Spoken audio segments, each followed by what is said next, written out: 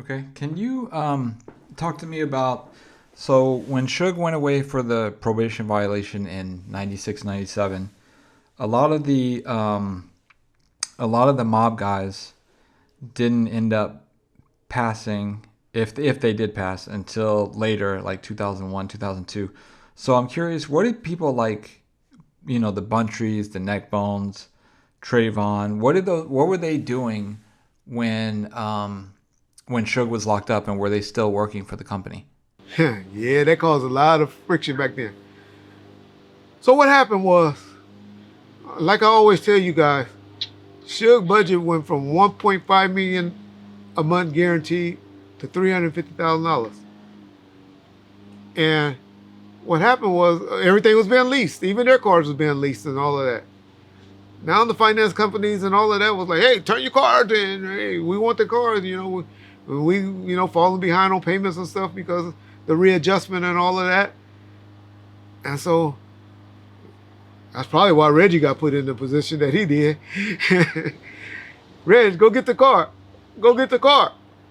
Go get this. Go tell this person they got to move out. Go find a smaller house for this person. It was a major readjustment going. And so everybody, thank God Reg was always self-sufficient and had it right way. But everybody, his women, everybody was losing cars. They had to turn them in. And we had to go and start buying and getting people back on their feet right, which they all did. They all eventually got back right.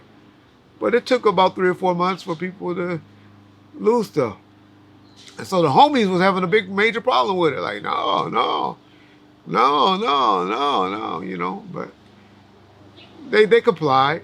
But now they got a bad taste in their mouth. And now Sugar's dropping their pay because they ain't doing nothing but just sitting at home and telling people they only getting $1,000 a month or $2,000 a month or whatever. And every last one of them. He eventually, I came up with the idea to give people a job because I was like, shit, Hen Dog and Heron and could work at the office in the daytime and be up here, which he continued to do it. And him and Hen Dog could alternate working at night, the graveyard shift at the office, just sitting up there posting up, which they did. Some of other people elected not to. And they just went by the side. And so, to be honest, nobody was really getting a check in probably 97, 98, but Buntry. Now, eventually, they all came back, especially after that Universal thing went down with Snoop. I remember getting Big CJ, a region, Lip Dog, a region, Buntry, and Trey. They each had a region to stay on the street team guys, making the street team people. Because now we work in the Two Gangster for Radio, the Chronic 2000, and stuff like that albums. And they were just to make sure the street team people were doing what they were supposed to do in their region. And so they were doing that. That was like 98, 99, sometime like that. But yeah, it was a major revamp where it wasn't just the artists that lost their vehicles. The women lost them. David Kenner got shut down. Everybody got shut down. And where the company was just operating off about $300,000 to $350,000 a month. And even lost the American Express card.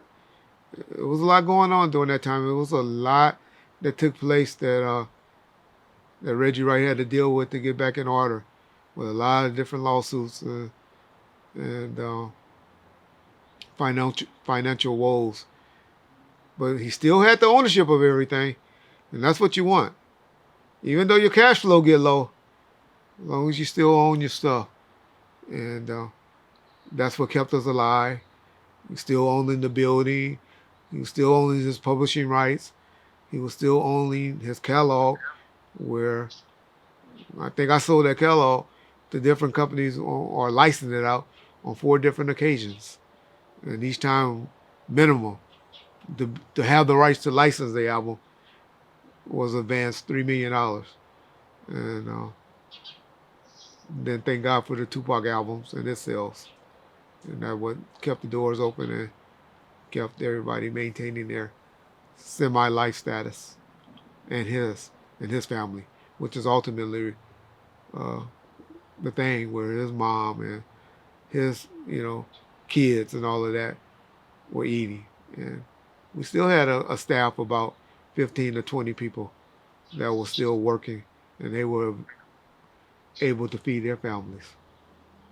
So even at the worst time of his life or the bad time of his life, at that point, because he had some worse after that, but at that point he was still feeding or responsible for putting dinners and food on 20 to 25 people plates. And I didn't even count the guys that was working for me, which you can add another 10 or 15 guys. So, yeah, that's what happened. But a lot of the homies did go by the wayside, and then they started warring and beefing and having issues of their own and doing their own thing. Because, that's one thing about gutter dudes. They can always go back. And you can always go back and survive. And no niggas were survivors. And they all went back to their hood and continued to live and survive. Yeah.